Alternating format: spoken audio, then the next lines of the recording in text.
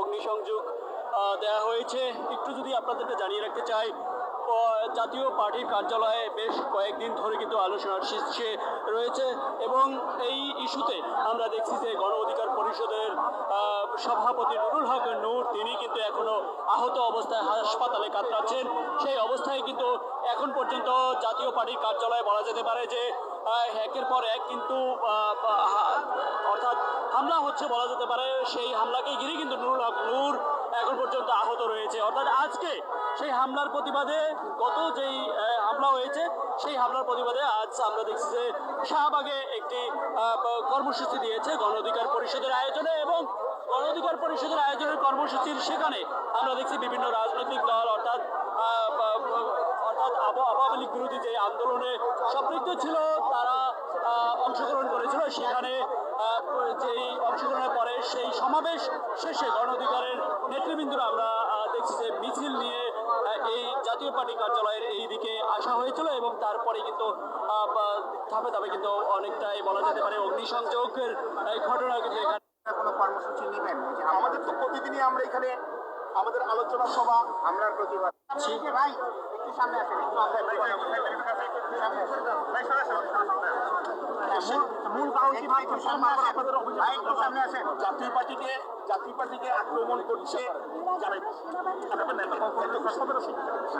জাতীয় পার্টিকে আক্রমণ করছে এদেশের মানুষের মন নরম, যারা ক্ষতিগ্রস্ত তাদের পক্ষে দেশবাসী চলে যায়। আমরা 91 দেখেছি হোসেন মোহাম্মদ এরশাদকে যখন জেলে নেওয়া হলো তখন সারা বাংলাদেশের মানুষ ফুঁসে উঠেছিল। বিগত 4 বারের মতো আজকে অগ্নিসংযোগ করা হলো। দেশের মানুষ বিচার করছে যে জাতীয় পার্টির প্রতি এটা অন্যায় হচ্ছে, অবিচার হচ্ছে। সেই অন্যায় অবিচারের প্রেক্ষিতে দেশের জনগণ আজকে বহির ও জাতীয় পার্টির পতাকা তলে ঐক্যবদ্ধ। এতেই অন্যান্য দল ভীত সন্তুষ্ট হয়ে পড়েছে। তারই প্রেক্ষিতে তারা মগের মূল্য কিংবা বর্গীদের আক্রমণের মাধ্যমে বাংলাকে যেভাবে অতীতে 400 বছর আগে দমন করে রেখেছিল সেই পন্থা অবলম্বন করেছে। আমি বলতে চাই এটা একটি মধ্যযুগীয় বর্বরতার সামিল। অগ্নিসংযোগ কোনো সমস্যার সমাধান হতে পারে না। আজকে যদি ডক্টর ইউনূস সাহেব উনি যদি আইনের শাসন প্রতিষ্ঠা করতে চায় সত্যি তাহলে এটা 1 ঘন্টার ব্যাপার। প্রশাসন যদি তার সঠিক পন্থা অবলম্বন করতে পারে এই মব ভায়োলেন্স নির্মূল করা কোনো বিষয়ই না। আর আমরা জানি যে বিশেষ 2-3টি দল যাদেরকে সরকারি প্রশ্রয়ে লালন পালন করে তাদেরকে পৃষ্ঠপোষকতা দিয়ে সরকারিভাবে তাদেরকে প্রতিষ্ঠিত করার একটা পায়তারা বিগত 1 বছর ধরে চলে আসছে। তাদের লাগাম যদি ডক্টর ইউনূস সাহেব টেনে ধরেন এই সমস্যার সমাধান করতে 1 ঘন্টাও লাগবে না। কিন্তু ওনার নীরব ভূমিকা মব ভায়োলেন্সকে উস্কে দিচ্ছে। জাতীয় পার্টির কার্যালয়ে 4 বারের মতো 1 বছরের ভিতরে অগ্নিসংযোগের মতো মধ্যযুগীয় বর্বরতার অবতারণা ঘটাচ্ছে। আমরা এর তীব্র নিন্দা আর প্রতিবাদ জানাই। আজকে হামলা চালিয়েছে কারা? আমরা জেনেছি বা দেখতে পাই যে 22 দলীয় ঐক্যজোটের একটি সমাবেশ ছিল।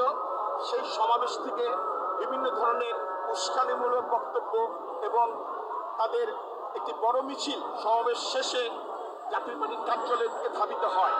আমরা ধরেই নিতে পারি যে সমাবেশটা হয়েছে এবং সেই সমাবেশ থেকে যেহেতু একটা বিশাল মিছিল জাতীয় পার্টির কার্যালয়ের অভিমুখে এসেছে, অবশ্যই 22 দলের দায়ভার এসে পড়ে। একটা দলের নাম বলতে পারবেন? আপনারা সবাই জানেন 22 দলের মধ্যে কারা আছে। গণ অধিকার পরিষদ তারা মূল ভূমিকা রাখছে, ফ্রন্টে এসেছে।